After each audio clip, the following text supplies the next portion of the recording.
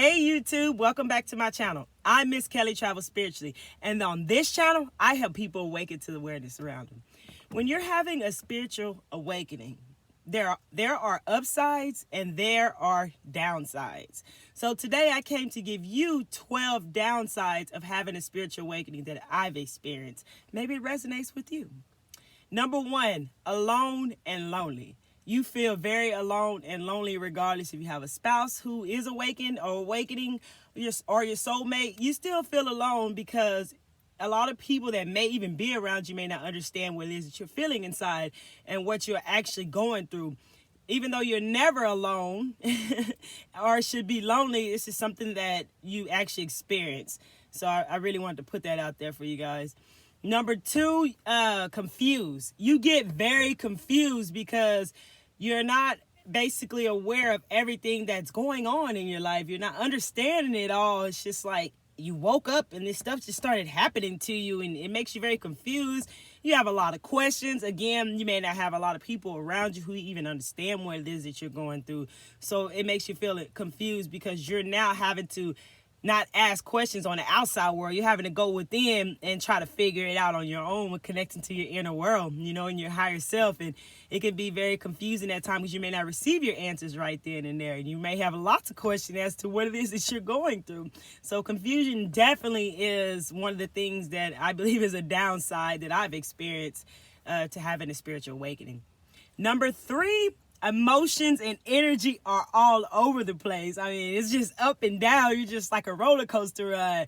One minute you're happy, one minute you're sad, one minute you're mad for a little bit, one minute you're a little angry. It's just, your emotions are just all over the place, what's making your energy all over the place. You're just all over the place because it's just a part of what happens. This is just the downside of having a spiritual awakening. You're learning so much new things about yourself and just puts your emotions and energy all over the place. Number 4, at times you feel disconnected from source, from spirit, from divine, from your higher self. There's times when we're just connected, everything's at flow, everything's working in our favor, everything's just working out and going with us. And then there's times when you definitely feel disconnected and you're wondering like, why am I not receiving any information? Or why when I meditate, I feel like I didn't feel a connection. Like, what's going on? And it's just like, oh my gosh, I really don't get this. You feel disconnected at times. And that is another downside of having a spiritual awakening. It's just what happens. And number 5, the tower moment. Everything in your life just begins to just crash down. It's like a tower standing, it just falls over. Because everything that you have built that wasn't in alignment with who you are and who you're becoming just crashes, because now you have to rebuild your new life. You are now rebuilding the life that is in alignment with you. So everything that did not serve you is gone. It's going to start to crash and just fall apart. And this can be tough because, again, it can make you confused or whatever, but it's just tearing you apart. It's tough because everything you built and thought that was for you begins to tumble and just goes away. And it's just time to get ready to rebuild for the new. And it's very tough at times. I really just kind of touched my heart a little bit because that feeling. I understand what it is and how you may feel going through these types of things. I've been there, done that, and at times still feel certain things that I go through. It's always an ongoing thing, an ongoing process. So number 5 was the tower. Everything begins to crash. And number 6, you start to wonder why.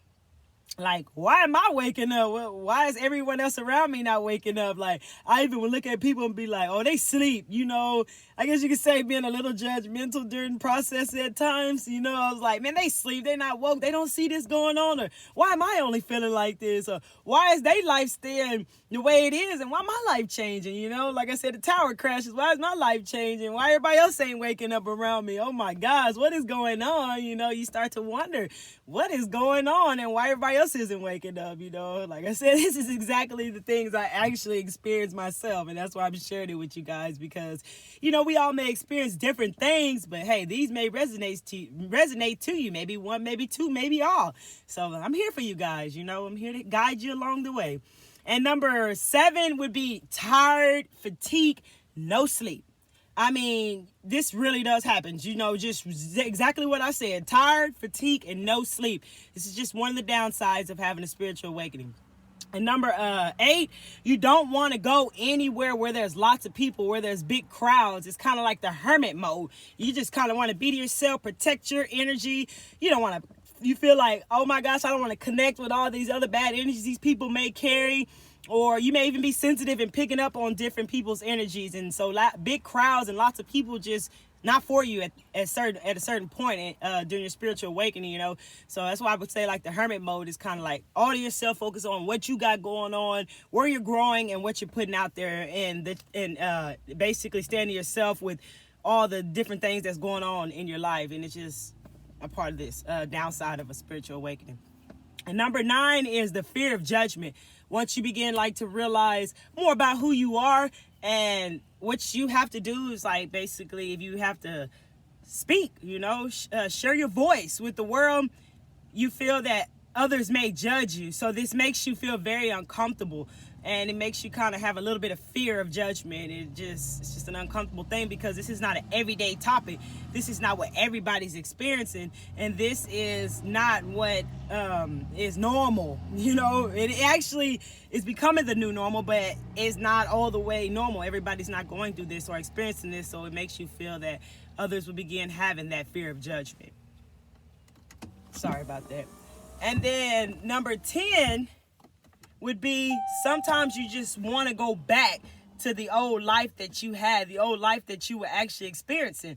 You just like, oh my gosh, this is just too much. I want to go back. This is not what I'm looking for.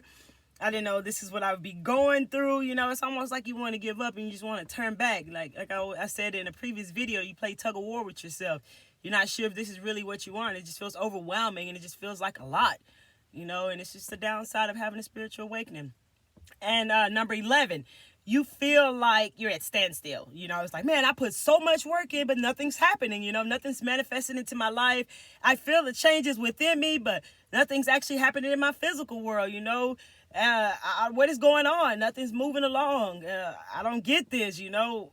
How much longer do I have to wait here? You know, that's why patience is very important during spiritual awakening and for your whole life overall, because everything happens in divine timing. So you just feel like you're at a standstill. And then number 12, you think you're crazy. I know I did. Why me? Why am I having a spiritual awakening? Why is this happening to me? Why everybody else is doing the matrix stuff? Why do I have to change my life and stop doing the things that I actually have fun with? Although it's not serving me. Why do I have to do this? You know, man, for a minute I thought I was crazy there. Like nothing was just normal anymore. It's like you look out and you see people drinking their little beer, or you may see people lighting up their little blunts, lighting up their little barbecue, putting their little meat on the grill if you don't eat meat anymore. You know, it's just crazy. You know, have people in big groups having lots of people around doing whatever, and they're okay with that. You know, that's their life. But it's just like you begin to think that you're crazy, and you question yourself like, why me? Why is this happening to me? Why is everyone else being able to just live the way they want to live? Why can't I do that? You know, and it's tough. So having a spiritual awakening has absolutely a lot of upsides of life. Plus, it's puts you in alignment and on a journey that a life that gets you exactly where you need to be, serving your passion and your purpose here. But it also has a lot of downsides that make you question yourself, or that you have to experience that you go through. They actually make you grow to a better and bigger person in the long run, and you will understand it in time, because everything happens in divine timing, you know. But at the moments of going through this, it can be very tough. It's very challenging. And I wanted to share that with you guys, because these are actually things that I've experienced during my spiritual awakening, the downside of it. And hopefully this resonates with you and helps you during your spiritual awakening. I love you guys. If you have not liked this video, go ahead and feel free to like this video, comment, share. Don't forget to subscribe to my channel. I love you guys. I hope you're taking care of yourself. Miss Kelli Travel Spiritually checking out.